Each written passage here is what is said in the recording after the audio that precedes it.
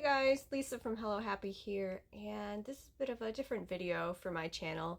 But you know, my YouTube channel is called Lisa Hello Happy, not just Hello Happy or Hello Happy Crochet. I originally had the idea of putting a lot more of like my personal stuff and other hobbies on here.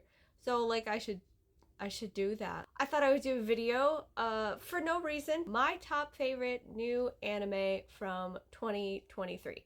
So this is only going to be talking on new anime series that premiered in 2023. It's not going to touch on returning shows. So let's go. Like everyone else, my top show for 2023 was Frieren. It was so good. And it really only finished a couple weeks ago, so just had to like go look up because I'm like, did that really start in 2023? Because it like just finished. It did, and it's already April. I don't know how that went on for so long, but you can watch the whole thing now because it finished. But that show was so good. It's so hard to explain exactly why, because the plot isn't like super original. It's, you know, it's essentially a slice of life about an elf who, like 50 years ago, went on this, you know, big adventure journey with this party. They defeated like a demon lord, and it basically starts, 50 years after that, at just seeing what the heck she's gonna do with the rest of her life, which is going to be very long because she's an elf and all. The whole show is really like melancholy and happy and nostalgic, and there's action, there's adventure, there's humor, but like it really has this constant like underbelly of just like soft sadness, because like she's always reminiscing about old times with her party members, and it's, I mean, those days are gone, but that's not to say this show's gonna make you feel sad. It's like a pleasant sadness. It's like a nostalgic sadness. I mean, the show is a 10 out of 10. Like, everything is great. The story is great. The pacing of the show is great. The characters are all fun. The animation is great. The art style is nice. The score is lovely. Like, it's honestly one of the best new shows of the last decade, easily. If you haven't watched anime in a while for some reason, like, this is an incredible show to get you back in. It was so good. Like, I would recommend this to literally anyone. Alright, my next personal favorite of 2023 was Skip and Loafer. So such a sweet little romance. I really hope we get a season 2 because the story has like clearly just started. It's about a country girl who moves to Tokyo to go to school. She has dreams of being like a politician and improving life for small towns all over Japan. At its heart, it's just a really sweet love story between a girl and a guy.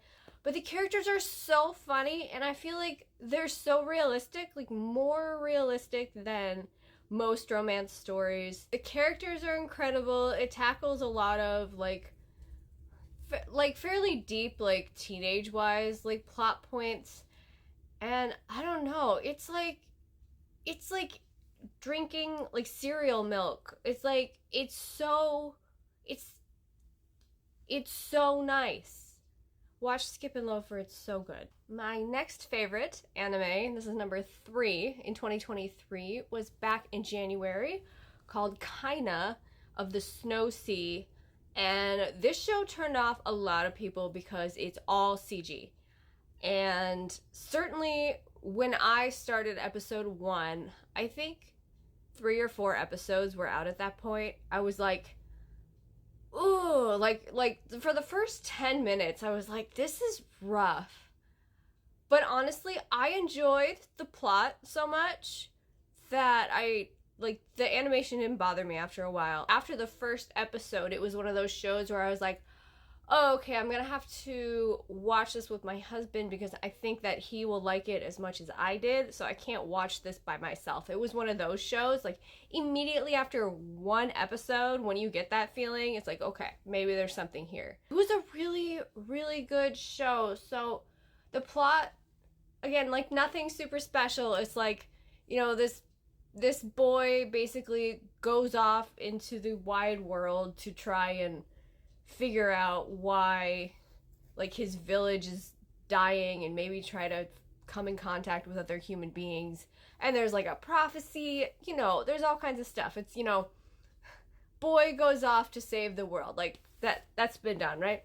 But it's really enjoyable. The score is really good. The characters are interesting. The plot's really good. It's kind of like it's like a sci-fi fantasy. So there's all kinds of fun like creatures living in this world. I really enjoyed it. Looking forward to the movie and season 2.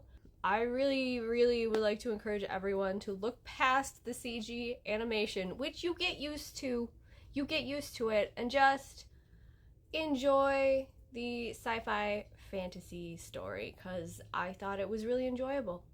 Alright, my next favorite, I actually debated like which direction to set this one because of how much I loved it. It's just a silly isekai show, but campfire cooking in another world was so good, okay? It was so funny. The characters are hilarious. Watching him cook all this food was really fun. I just like, it was so funny. So this guy gets transported to this world and he's supposed to be a hero, except that he has no skills, so the king is like, well, you're worthless. Like, I'm not gonna hire you. So he just has to figure out how to make money. But he actually does have a superpower, and that's he can access like an online grocery store and the items like get teleported to him. It's really funny. If you just want to laugh your butt off, like watch this show. And the characters are so funny and so cute, especially the slime. Oh my god. If you don't want to adopt that slime, you're a monster. Sui is my child. She's mine. Or he. Sui's genderless, I'm sure. And my next favorite, I actually don't have one. I didn't watch any other new shows that stuck with me, so it's just 4. I liked 4. That's pretty good, to be fair. Both Campfire Cooking and Kinda were in January, so I was like, damn, this is gonna be a good year, but it was an okay year.